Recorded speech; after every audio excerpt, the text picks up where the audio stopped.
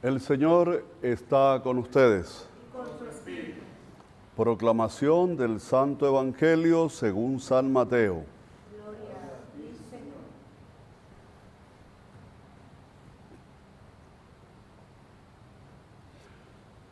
En aquel tiempo Jesús habló a la gente y a sus discípulos diciendo: En la cátedra de Moisés se han sentado los letrados y los fariseos.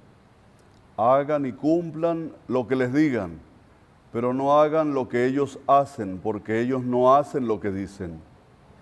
Ellos preparan cargas pesadas e insoportables y se las colocan a la gente en los hombros, pero no están dispuestos a mover un dedo para empujar. Todo lo que hacen es para que los vea la gente. Alargan las filacterias y ensanchan las franjas del manto. Les gustan los primeros puestos en los banquetes y los asientos de honor en las sinagogas. Que les hagan reverencias por la calle y que la gente los llame maestros.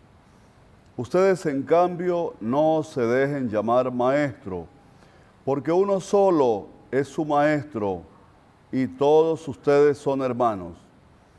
Y no llamen padre de ustedes a nadie en la tierra, porque uno solo es su Padre, el del cielo. Y no se dejen llamar jefes, porque uno solo es su Señor, Cristo. El primero entre ustedes será su servidor. El que se enaltece será humillado, y el que se humilla será enaltecido. Palabra del Señor. Gloria a ti, Señor Jesús. Acabamos de escuchar este evangelio que está tomado de San Mateo. Recuerden que a San Mateo lo hemos venido leyendo durante todo este ciclo. Los ciclos litúrgicos de la iglesia, los ciclos litúrgicos son 3. Eso es importante que lo sepa el pueblo de Dios. Esos ciclos permiten que se puedan leer los 4 evangelios, 3 ciclos, es decir, durante 3 años. Estamos en el ciclo A actualmente y terminamos ahora próximo con la fiesta de Cristo Rey, terminamos el ciclo A y entramos a leer el ciclo B. En ese ciclo se va a leer el Evangelio de Marcos. Entonces, por eso es que hemos estado leyendo y reflexionando a Mateo durante todo este año. Bien, esta misa de hoy, 5 de noviembre, nos está dejando un mensaje hermoso, pero que cuesta mucho poner por obra en la vida de las cristianas y de los cristianos. Cuesta mucho entender que el primero en el reino de Dios es el que sirve, no el que ocupa puestos de jerarquía. Yo podría incluso asegurar que el Evangelio de hoy nos transmite un mensaje claramente antijerarquía. Y con esto no quiero que entiendan que me estoy refiriendo solamente a las jerarquías eclesiásticas, que las hay y que se las crearon fácilmente, se fueron creando a lo largo de la historia de la iglesia. Jerarquías y jerarquías. ¿Qué dirá Jesús? Él no vino a distribuir jerarquías, sino cruces. Pero bueno, también lo encontramos entre los cristianos que ejercen cargos importantes. En todo, jerarquías. Va uno a celebrar una misa con un ministerio y llega y se encuentra con que las dos primeras hileras están vacías. ¿Por qué? Porque ahí va el ministro, ahí van los directores, ahí van... ¿Y por qué el ministro no se sienta entre el pueblo? ¿Y por qué los directores no se ponen allá con los obreros? ¿Y por qué no dejan aquí adelante los que barren y los que hacen el café? Pero también pasa en la iglesia, les hemos dado ese ejemplo cristiano, ¿no? Jerarquías y jerarquías, ¿cómo nos encantan? ¿Cómo nos gusta? Como dice el Evangelio, dice Primero hacen cargas enormes para echárselas a la gente encima, se elaboran decretos, se elaboran leyes en un escritorio en el Vaticano para que las cumpla todo el mundo. Y resulta que eso podrá ser o entrar en tu cabeza de escritorio, de escritorista, de alguien que escribe allí en el escritorio. Pero resulta que hay culturas a las que eso no les dice nada. Qué cosa, ¿no? Yo recuerdo en mis tiempos de estudiante, me ponía a ver cómo hablaban ciertos jerarcas desde Roma. En la universidad se tenían simposios y como que tenían la seguridad de que todo el mundo estaba así escuchando. No, no es así. Hoy en este mundo que vivimos de comunicaciones y de redes tan complejos, tenemos que tratar de llegar a cada uno desde lo que somos con sencillez, como seres humanos, quitarnos las jerarquías porque nos crean una barrera enorme entre el pueblo y la iglesia que le toca ser servidora, evangelizadora.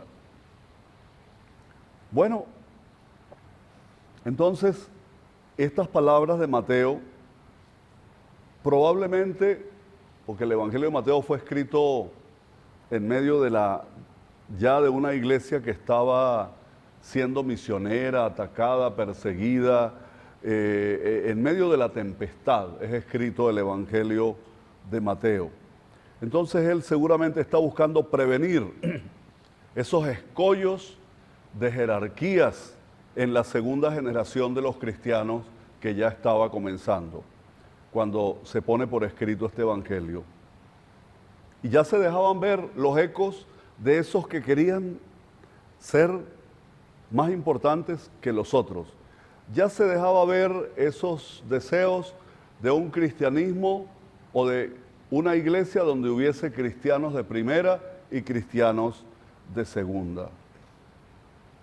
Yo podría también decirles que pocas exhortaciones evangélicas han sido tan ignoradas y tan bypaseadas, tan frontalmente ignoradas como esta a lo largo de los siglos.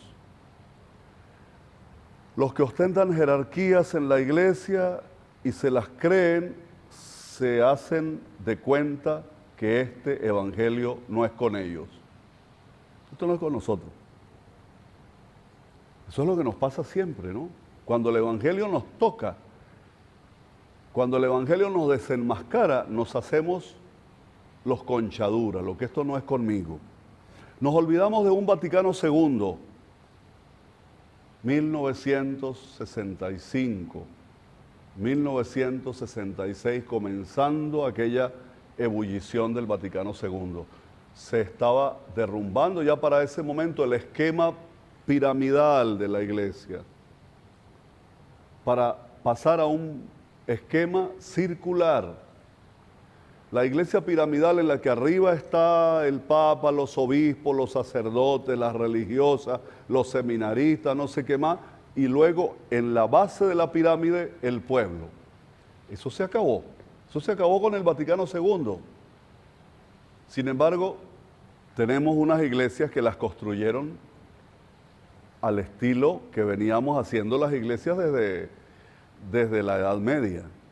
Entonces, es una iglesia, es un rectángulo con una parte alta, acá donde está el sacerdote, siempre en una parte alta. Es decir, hay alguien que es más que los demás. ¿Y por qué? De ahí que yo soy Numa. Yo soy Numa, Venezuela, yo soy Numa. Llámenme Numa, que así me llamaban en mi casa, en mi hogar. Qué lindo es cuando a uno le pronuncian el nombre, ¿verdad? Es la música más hermosa. Cuando alguien te llama por el nombre, significa que ya esa persona es amiga.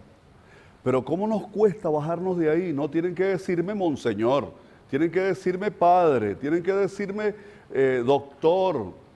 licenciado, no sé qué más. Comencemos a bajarnos de esos esquemas, por favor.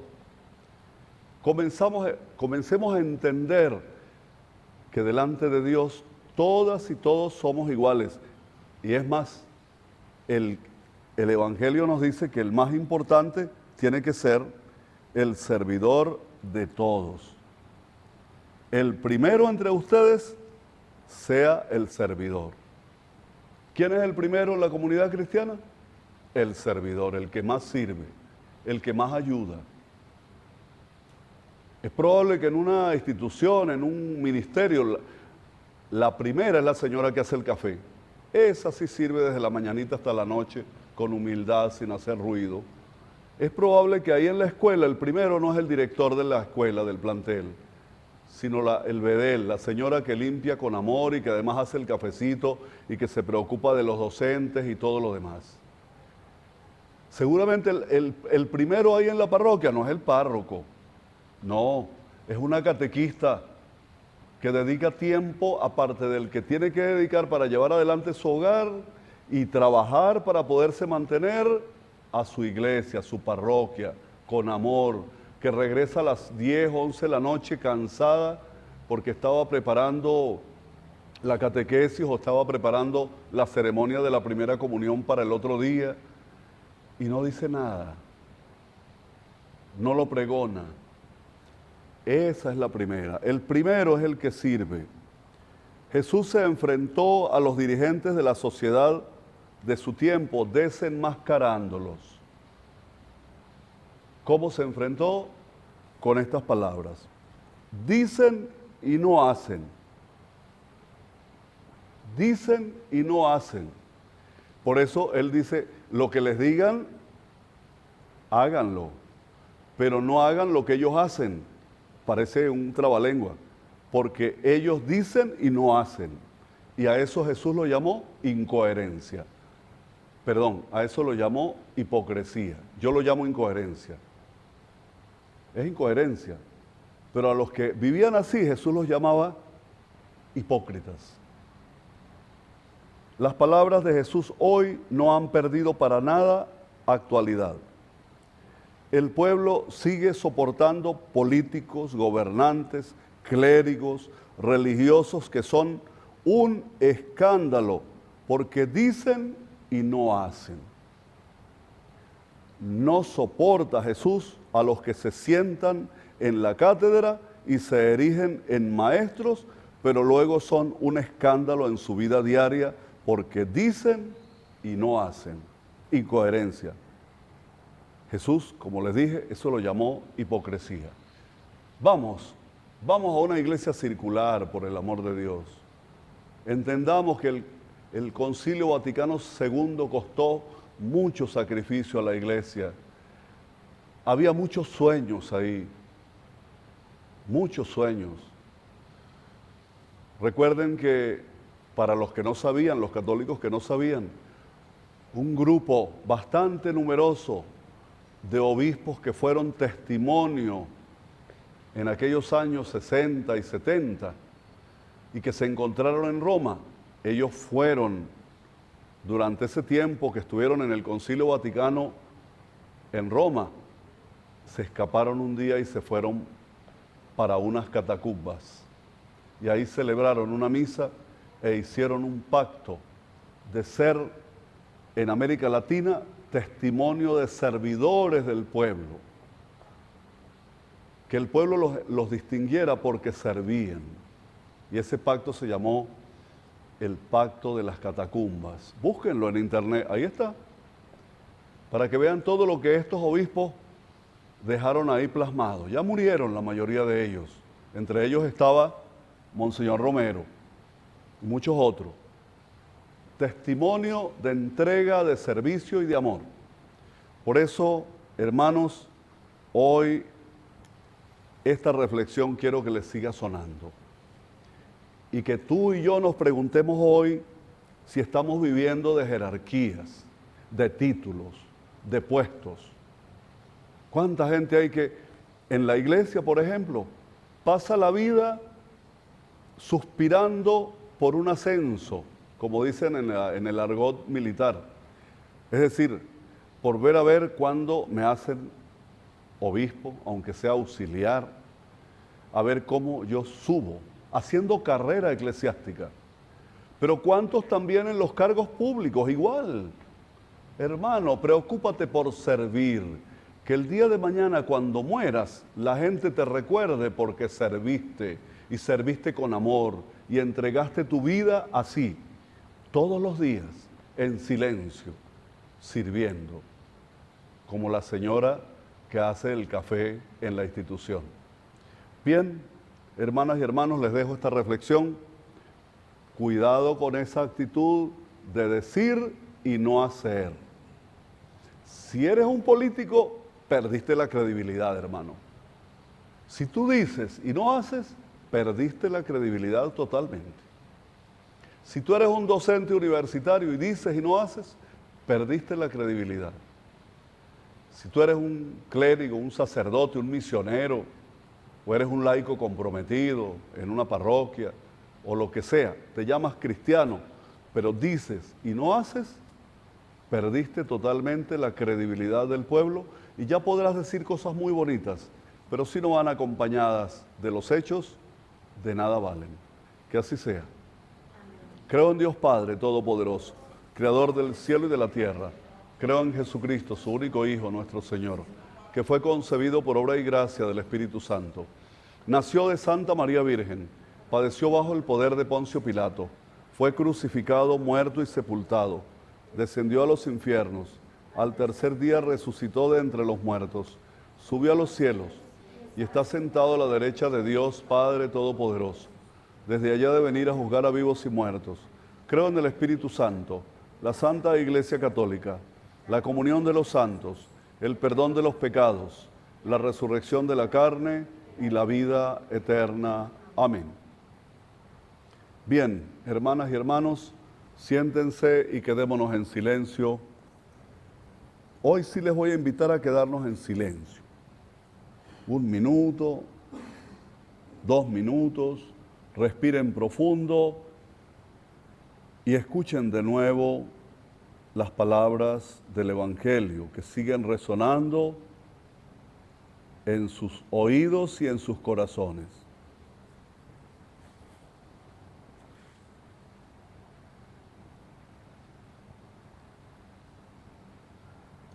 No hacen lo que dicen. Ponen cargas pesadas en los hombros de la gente, pero ellos no las llevan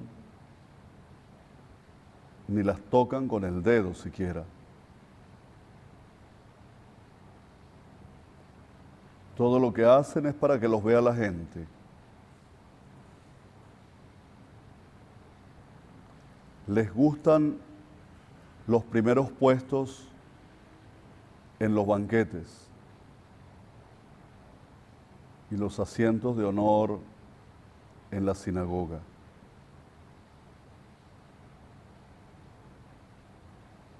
Uno solo es su maestro, Jesús, el Cristo.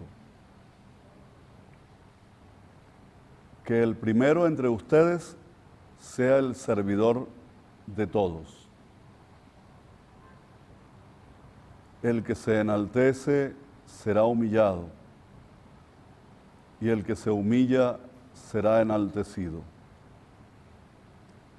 Danos la gracia, Señor, de entender tu palabra y ponerla por obra. Eso te lo pedimos por Jesucristo nuestro Señor.